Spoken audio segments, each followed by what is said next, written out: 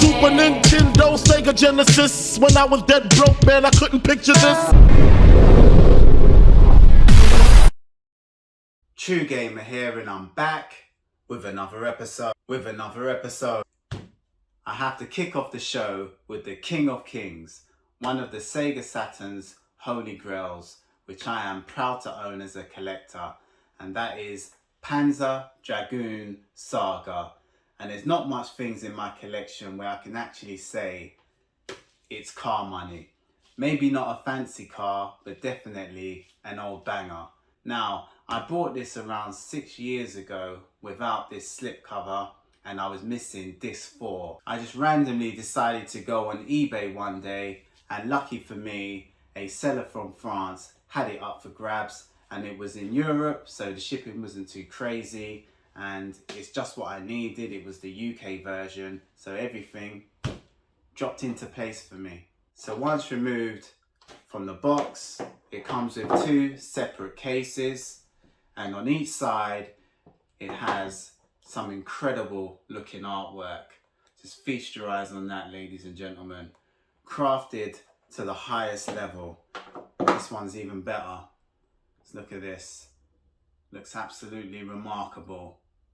It doesn't get much better than this. Now, it has it marked at the bottom, and in this case it will have disc 3 and 4, and I was missing disc 4, but now it's back home where it belongs. And in the other case it will have disc 1 and 2, and it will look like this, and it will also have the manual. Now, isn't that a pretty sight? So once you have all of them contents in each one of these cases, you know you're pretty much complete. And to also make you know you have the original box, we got the Sega logo engraved in both of the boxes to make you know that even your case will be genuine. Yep, both of them. You got that Sega logo going on.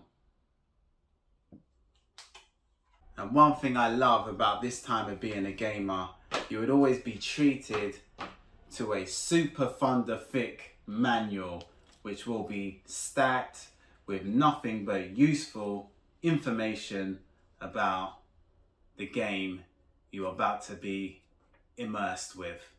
Just check that out. Packed to the rafters.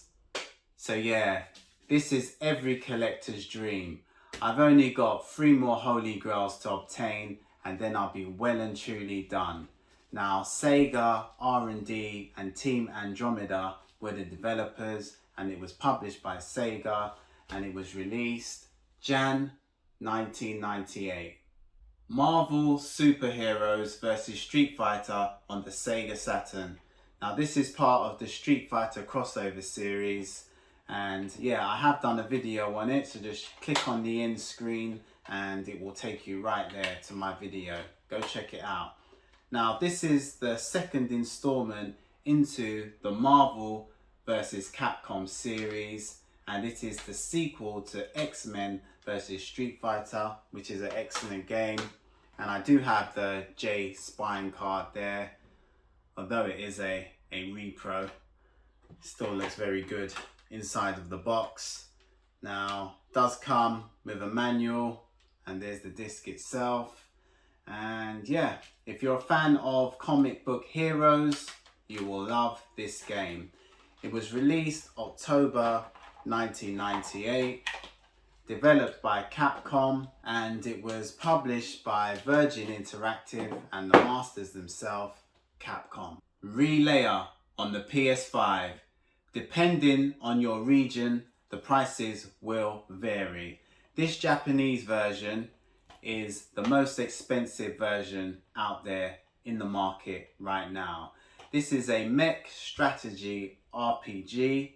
Unfortunately, I can't go any deeper than this because I have a sealed copy, but it was released March 2022.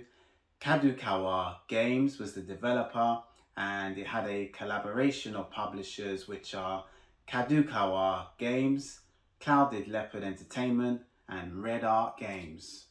were all the publishers. Another PS5 game, In Rays of the Light. This game is gold dust in the physical form, especially if you can obtain a sealed copy. This is an indie adventure game full of puzzle solving encounters, and right now this costs a fortune to own it on a disc, but it's dirt cheap digitally, which always confuses the hell out of me. So that would be the best way to play if you want to save them pennies. It was released June 2020, developed by the dynamic duo Sometimes You and Sergei Sergeik, and they were both the publishers. Here is Street Fighter 1 on the Commodore 64.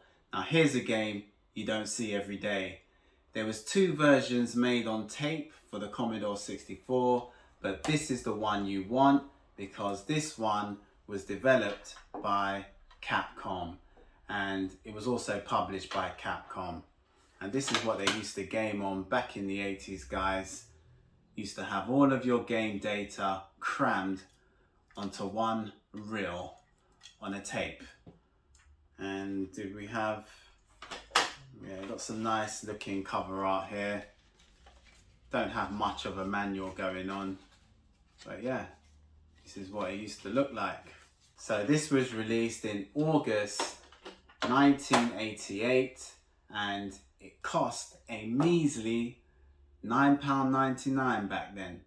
Now this has to be one of my most favourite games on the Super Famicom, and that is Super Castlevania 4, and it's a cult classic for the system. I'm glad I got this at the right time because its value is doubling up every minute. Why bother with the wannabe Metroidvania games when you can actually play the real thing with the right system and the right cartridge? And I'm glad to say all of its documentations are intact, but it's not complete in box because I know I'm missing all the registration cards and all that good stuff. And they even took the time to give your cartridge label some striking looking artwork. Just look at that. Superb.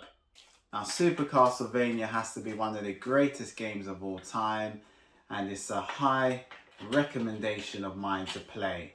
And it was released October 1991, and the legendary Konami was both the developers and the publishers.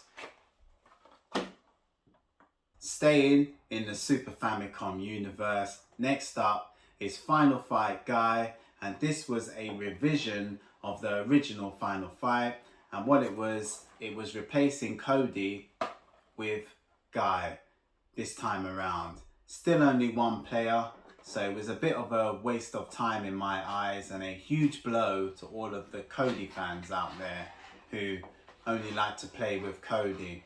Fortunately guys, I've only got the box, the tray and the cartridge. I am missing the manual, which I'm still hunting for till this day. But yeah, this was Final Fight Guy. Now the only saving grace about this version of the game is the flashy orange box art. Other than that, it was a pointless exercise. It was released in 1992, and Capcom was both the developer and the publisher. Then I have some Spanish treasure, Dogchild, a unique action game where your dog is truly your best friend, helping you to defeat all of them bad guys. Just out of nowhere, this game blew up in price. Still need to finish it when I have time, because I am enjoying every minute of it so far. This was released Jan 2016. Anime Toon Studio was the developers and the publishers. Dogchild. And last up, we're showing some love to the handheld crew. Def Jam, Fight for New York, The Takeover. All of a sudden, this game can cost you a pretty penny. Happy I never sold it, to be fair, because I was having second thoughts on selling it at one stage, but I managed to keep it. And it does come with all of its credentials. So you would get yourself a manual along with this exclusive, unique looking UMD. Now I think this game was a PSP exclusive, which had a truckload of characters you can play as.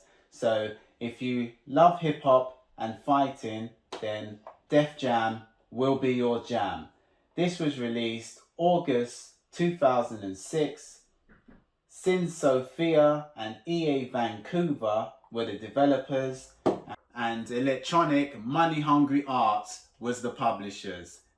Def Jam, Fight for New York, The Takeover. So that just rounds up the video. 10 more expensive games in my collection so far.